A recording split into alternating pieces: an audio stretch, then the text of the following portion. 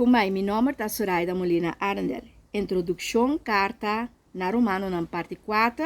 Então, essa aqui é a parte 2 de capítulo de carta. Que me dei vídeo anterior, nossa papia de capítulo em geral.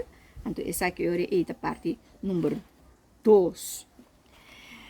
De capítulo 9, teco Jesus, Pablo escreve que Deus não te larga seu povo cair. Se ela prometeu que ela terá uma aliança nova para nos portar parte de sua família e que cumpre. E está cumpre para e tata que está estima nós e proteger nós. Que está cuida nós e proveer para nós. Ele não larga nós para nos conta, ele não give up riba nós.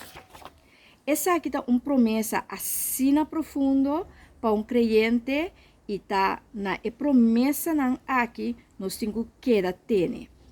E den capítulo, e de last capítulo não, 2, de 16, Pablo está lá com amor por sana gente e une gente de família de Deus. Have fun with the journey.